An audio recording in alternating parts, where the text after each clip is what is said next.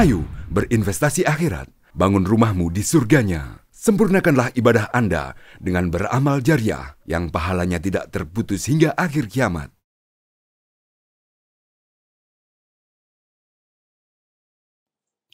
Assalamualaikum warahmatullahi wabarakatuh.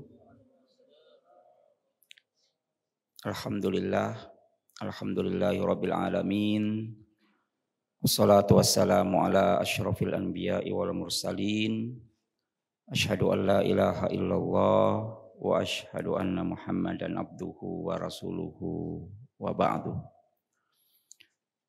Bapak-bapak, ibu-ibu, hadirin, hadirat yang dirahmati oleh Allah Subhanahu wa taala.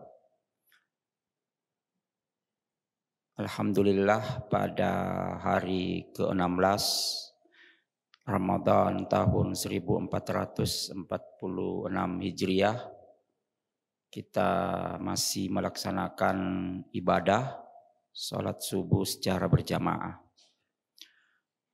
Hadirin jamaah yang dirahmati oleh Allah, sebagaimana yang sering kita dengar dan memang di dalam Al-Quran disebutkan bahwa tujuan utama berpuasa dalam meningkatkan kualitas ketakwaan kita kepada Allah.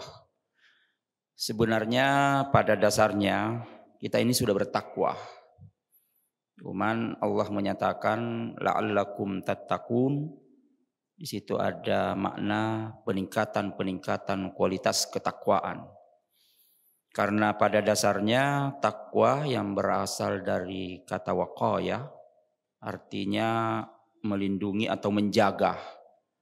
Makanya di dalam konteks keagamaan takwa berarti menjaga diri dari siksa Allah dengan menjalankan perintahnya dan menjauhi larangannya. Itulah makanya hadirin jamaah yang dirahmati oleh Allah, takwa didefinisikan sebagai kesadaran penuh seorang hamba terhadap keberadaan Allah. Jadi yang diwujudkan dengan ketaatan serta menjauhi bentuk kemaksiatan. Maka orang yang bertakwa dia harus selalu berada di bawah pengawasan Allah Subhanahu wa taala. Makanya pemimpin yang adil, pemimpin yang baik harus merasa diawasi oleh Allah. Demikian juga semua manusia harus berada di bawah pengawasan Allah Subhanahu wa taala. Ketika manusia sudah merasa diawasi oleh Allah, maka dia tidak akan melakukan sesuatu hal pelanggaran. Makanya orang yang bertakwa ini bisa keluar dari berbagai persoalan yang dihadapinya karena merasa diawasi oleh Allah. Itulah makanya Allah berfirman di dalam surah At-Talaq, disampaikan oleh Allah bahwa wa may yattaqillaha yaj'al lahu makhraja. Siapa yang bertakwa kepada Allah, yaj'al lahu makhraja, akan diberikan jalan keluar. Wa yarzuqhu min haitsu la yahtasib, dan akan diberikan rezeki yang tidak terduga-duga. Itulah makanya hadirin jamaah yang berbahagia, orang yang bertakwa tadi yang merasa diawasi oleh Allah Subhanahu wa taala, pasti ada jalan keluar yang disiapkan oleh Allah. Makanya kita tidak usah ragu melakukan sesuatu kebaikan, karena pasti ada jalan keluar. Dan setiap persoalan yang kita hadapi, pasti Allah menyiapkan jalan keluarnya. Apalagi Allah mengatakan di dalam Al-Quran, inna ma'al usri yusra. Setiap ada kesusahan, pasti ada kemudahan yang ada di dalamnya itu. Jadi tidak ada sesuatu persoalan yang susah, pasti mudah dengan ketakwaan yang kita miliki. Hadirin jamaah yang dirahmati oleh Allah Subhanahu wa taala, ada beberapa setelah tadi ayat di At-Talaq itu dinyatakan bahwa siapa yang bertakwa akan diberikan jalan keluar, diberikan rezeki yang tidak terduga-duga, dan di situ juga dijelaskan tentang proses tawakal. Ya, wa may yatawakkal 'alallahi fa huwa hasbuh. Jadi di situ dinyatakan bahwa dalam proses takwa ini ada juga tawakal yang mengiringi. Maka kita melihat misalnya berbagai kisah di dalam Al-Quran. Misalnya kisah Nabi Ibrahim dalam menghadapi Raja Namrud pada saat itu. Coba kita bayangkan, di tengah semua orang menyembah berhala, bahkan menyembah Raja Namrud, Nabi Ibrahim tidak bergeming untuk menyatakan penyembahan kepada Allah Subhanahu wa taala, sekalipun risikonya berat, dan dia sudah pasrah menyatakan ketakwaan pada saat itu, keimanan pada saat itu, iman dan takwa pada saat itu. Maka Nabi Ibrahim menghukum Raja Namrud menghukum Nabi Ibrahim dengan dilemparkan ke dalam api. Apa yang dinyatakan oleh Nabi Ibrahim? Dia dengan penuh tawakal mengatakan hasbunallah wa ni'mal wakil. Coba kita bayangkan, ya cukuplah Allah yang menjadi penolong pada saat itu. Dan apa yang terjadi, hadirin yang berbahagia, Allah memberikan jalan keluar dengan proses ini. Maka Allah menyatakan kuni bardan wa salaman ala Ibrahim. Maka dinyatakan wahai api jadilah dingin dan selamatkan Nabi Ibrahim. Itu adalah buah ketakwaan yang luar biasa. Kemudian kisah selanjutnya, hadirin jamaah yang berbahagia, kisah Maryam, ibunda Nabi Isa alaihi salam. Di tengah ujian yang begitu berat, bayangkan Nabi Maryam mengandung tanpa suami, Nabi Isa nanti dilahirkan tanpa bapak. Bagaimana penduduk waktu itu mencemooh, bagaimana penduduk waktu itu menghina, mengejek dan sebagainya. Tapi dia sabar dengan ketakwaan yang dia miliki, dan pada saat itu sebenarnya Maryam sudah diboikot. Jadi dia tidak bisa melakukan sesuatu dalam hal proses transaksi kehidupan. Karena dia boikot dan sebagainya. Tetapi apa yang terjadi, hadirin jamaah yang berbahagia? Allah kembali menunjukkan kuasanya. Maryam itu tidak pernah kelaparan, karena setiap masuk di mihrabnya Nabi Zakaria selalu ada makanan yang disiapkan oleh Allah Subhanahu wa taala. Coba kita melihat bagaimana proses ini berlangsung, sehingga orang-orang heran kenapa Maryam ini masih hidup. Kenapa masih hidup sementara dia sudah dikucilkan, dia sudah diboikot dan sebagainya. Tapi Allah menyiapkan sesuatu hal yang luar biasa, menyiapkan makanan tersendiri. Dan ini tidak diberikan kecuali hamba-hamba yang saleh dan solehah. Makanya di dalam surah Ali Imran itu dinyatakan ini dari Allah. Ini dari Allah, makanan ini dari Allah. Sesungguhnya Allah memberi rezeki kepada siapa yang dikehendakinya tanpa hisab. Karena ini tadi wa yarzuquhu min haitsu la yahtasib. Kemudian kisah selanjutnya adalah kisah Nabi Musa alaihi salam. Coba kita bayangkan ketika Nabi Musa, kisah-kisah sebelumnya mempunyai banyak tragedi-tragedi, banyak persoalan, banyak dinamika, sampai akhirnya nanti di ujungnya dikejar oleh Fir'aun. Fir'aun ini adalah salah satu raja setelah Raja Namrud yang mengangkat dirinya menjadi Tuhan. Ya, ketika dia mengatakan ana rabbukumul a'la. Coba bayangkan ada manusia mengangkat dirinya menjadi Tuhan. Nah, jadi ketika di puncaknya dia mengejar Nabi Musa sudah berlari bersama pengikutnya, hanya membawa tongkat yang pengikutnya mengikuti, tapi Allah memberikan jalan keluar. Lemparkan tongkat itu ke laut. Artinya pukul laut itu, maka terbelahlah laut menjadi jalan raya. Kita bayangkan itu. Dan Nabi Musa tidak pernah berpikir bahwa akan terjadi seperti itu. Tapi Allah memberikan rezeki yang tidak terduga-duga. Allah memberikan jalan keluar dari semua yang dihadapi pada saat itu. Akhirnya Nabi Musa bisa menghindari atau bisa keluar dari kejaran Fir'aun. Dan disitulah akhir riwayat Fir'aun, laknatullah. Dia ditenggelamkan di Laut Merah, dan sampai sekarang jasadnya yang ada di surah Yunus itu ayat 92 kalau tidak salah, litakuna ayah, akan menjadi saksi, akan menjadi tanda bagi kita ada orang yang bernama Fir'aun dan mayatnya masih bisa kita saksikan sampai sekarang. Coba kita bayangkan itu. Ini adalah merupakan tanda-tanda kekuasaan Allah Subhanahu wa taala atas kesombongan Firaun laknatullah, dan Allah menyelamatkan dengan prinsip keimanan dan ketakwaan tadi dan tawakal kepada Allah. Siapa yang tidak bertawakal ketika dikejar orang yang sangat jahat, kemudian tidak ada jalan keluar, pada saat itu hanya laut. Maka Nabi Musa melakukan itu. Hadirin jamaah yang dirahmati oleh Allah Subhanahu wa taala. Demikian juga kisah pada zaman Rasulullah. Rasulullah menggambarkan dalam salah satu hadisnya bahwa orang yang bertakwa dan bertawakal itu seperti burung.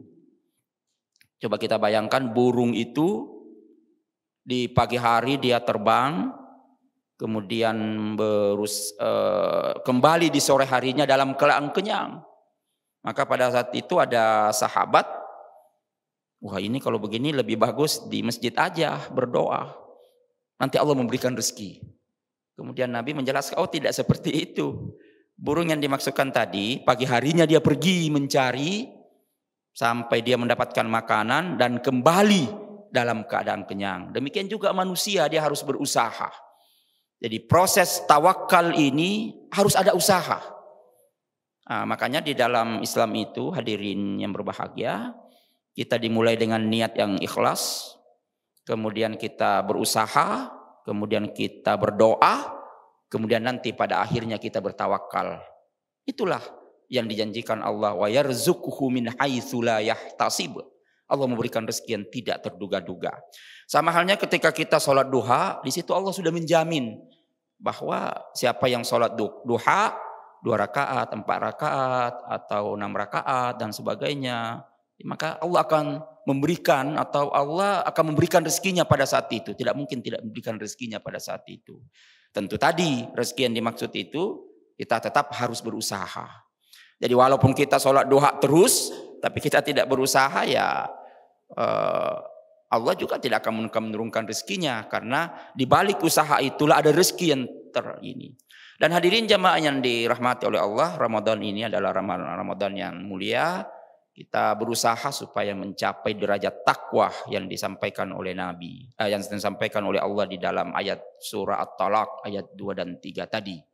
Mengapa demikian? Karena inilah yang menyebabkan nanti buah dari ketakwaan itu menyatakan inna akramakum indallahi atqakum. Sesungguhnya orang yang paling mulia di antara kita, di antara manusia itu ialah orang-orang yang bertakwa.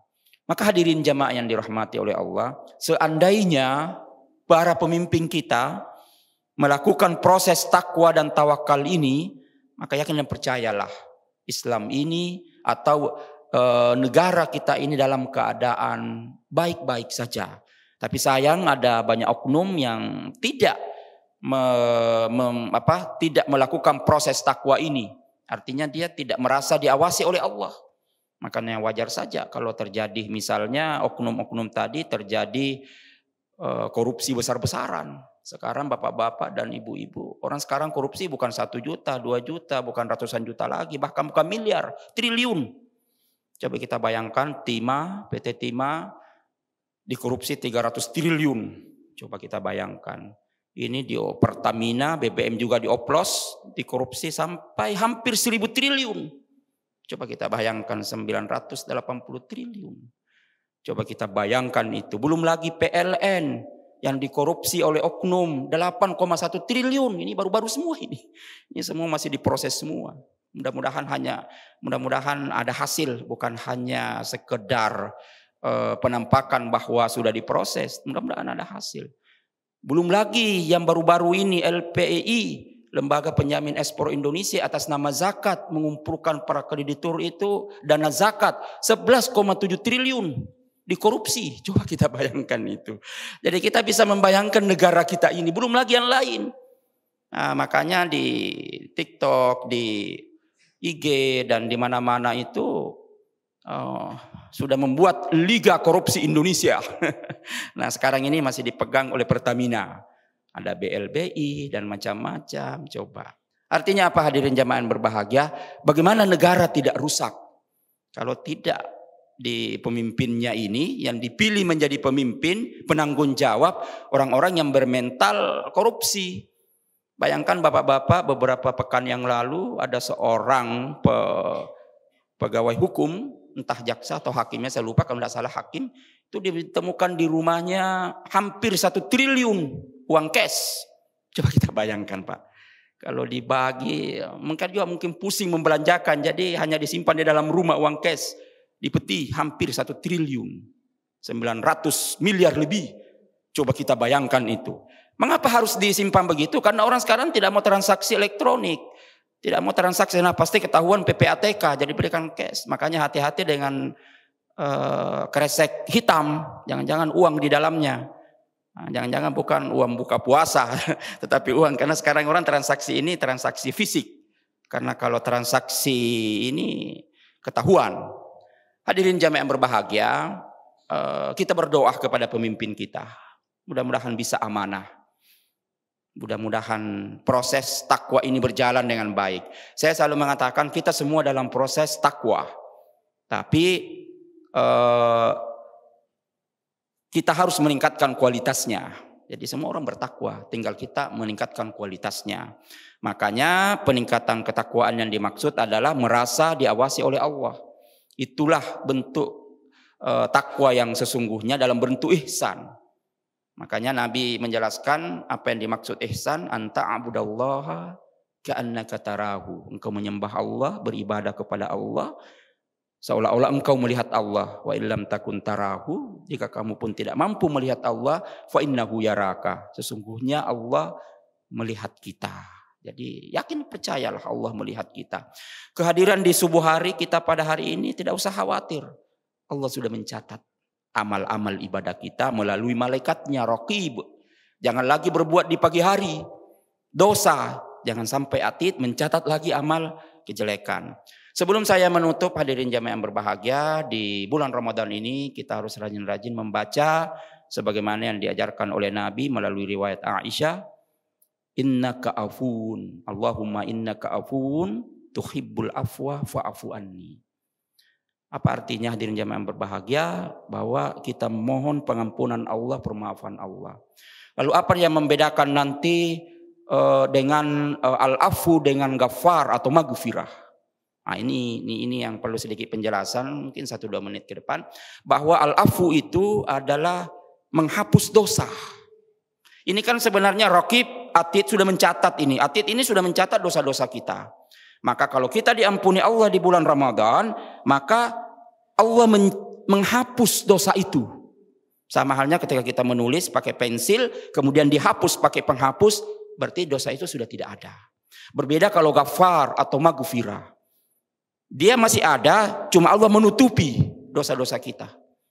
Ketika kita berbuat lagi, maka Allah kembali buka. Maka itu menurut penafsiran para ulama, sekalipun dalam proses istighfar, maghfirah tadi, ada proses setelahnya taubatan nasuha. Supaya nanti tidak dibuka. Jadi Allah ketika kita berdosa, kalau hanya proses istighfar atau maghfirah, Allah hanya menutup. Tidak menghapus. Nah, bisa jadi dibuka, makanya perlu proses taubat supaya tidak terbuka barang ini. Dikunci rapat. Tetapi kalau al-afu, maka Allah menghapus, tidak ada lagi. Mengapa perlu dihapus Bapak-bapak dan Ibu-ibu? Karena, mengapa perlu dihapus? Karena pada saat mizan akan dibuka kitab. Itu kan nanti kita diperlihatkan kitab kebaikan dan kitab keburukan. Ketika dibuka, ternyata betul-betul sudah dihapus oleh Allah dosa yang pernah kita lakukan. Makanya perlu kita di Ramadan ini, Ramadan khusus ini, Allah menyatakan bahwa melalui riwayat Aisyah, banyak-banyaklah berdoa, Allahumma innaka afun tuhibbul afwa fa'fu anni. Itu yang selalu kita baca sebelum buka puasa. Maka Nabi mengajarkan, apalagi nanti di 10 malam terakhir itu, setiap saat kita baca itu. Supaya Allah menghapus dosa-dosa kita dan tidak dinampakkan nanti di hari kemudian. Sehingga kebaikan kita lebih banyak, lebih berat daripada keburukan kita. Barangkali begitulah penjelasan tafsir-tafsir ulama. Sehingga hadirin yang berbahagia, di bulan Ramadan ini betul-betul kita mengalami proses peningkatan kualitas ketakwaan yang hebat. Jadi bukan hanya sekedar takwa, proses peningkatan kualitas ketakwaan. Karena kita sudah bertakwa. Makanya di dalam Al-Quran diakhiri walau aman ahlul qura wattaqa la fatahna alaihim barakat. Kalau kita ingin diberkahi, ya kita harus beriman dan bertakwa. Itulah pesan-pesan agama kita pada hari ini. Mudah-mudahan Allah membersamai kita, mengampuni kita, mengawasi kita, dan menjadikan Ramadan ini Ramadan yang hebat bagi kita semua, sehingga kita keluar menjadi manusia-manusia yang semakin bertakwa. Wabillahi taufiq wal hidayah. Assalamualaikum warahmatullahi wabarakatuh. Ayo dukung media dakwah Masjid Agung Al-Akbar dengan ikut berdonasi pengadaan alat multimedia dan operasional dakwah. Usia boleh terputus, pahala jariah mengalir terus.